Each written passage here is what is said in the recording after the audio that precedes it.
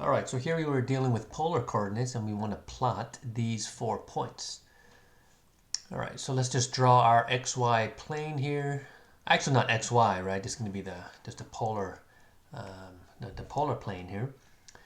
Now, I guess we'll just do all these on the same graph. We don't have to separate these, I guess.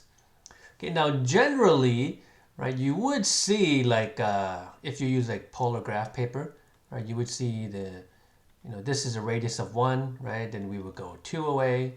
Okay, so you don't need to do this every single time. We can just, sort of eyeball these. So, we can do it in this case. So we'll go 1, 2, and 3 here. Okay.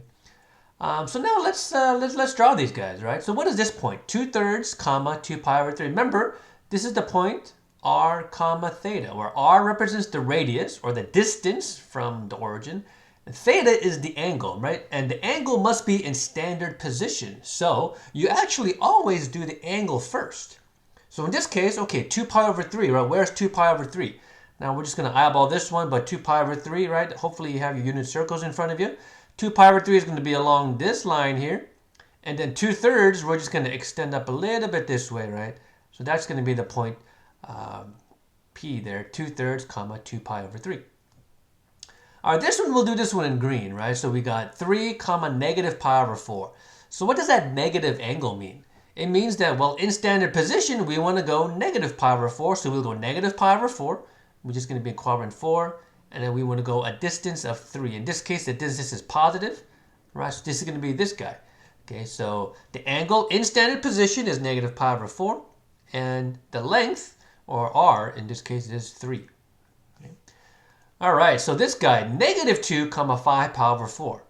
Okay, so in this case, the angle is positive. So in standard position, that's just where we would expect 5 pi over 4 to be, which is in quadrant 3, right? 5 pi over 4. But wait a minute, what does that negative r mean? Okay, remember the negative r, so okay, here's 5 pi over 4, right? But then because r is negative, in this case negative 2, we essentially want to flip this over 180 degrees. Okay, so we're going to take this 5 pi over 4, and wait a minute, r is negative, so that tells me that my point should be on this side. Okay, so that's going to be that point. I do want to mention that these are points, right? These are not lines.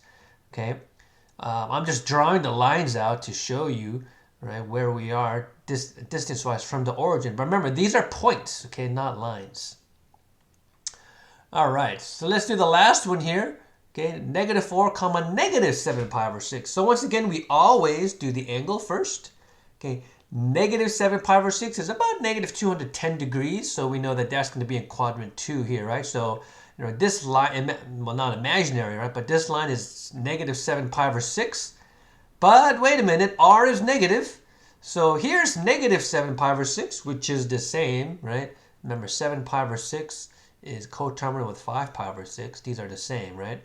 Okay, so negative 7 pi over 6 is along this imaginary line. But wait a minute, r is negative. So what does that mean? Okay. That means that our point should be on the line that is opposite, right? We're going to essentially flip it 180 degrees. So this point should be about over here. Okay. So main thing you remember is always figure out where you are first based on the angle. So always draw that imaginary line where your angle is, and then plot your r. Okay, if r is negative, your point is going to be on the line that is opposite or flipped 180 degrees. Okay, so you always want to get the angle first, right, in standard position, and then use r to plot your point.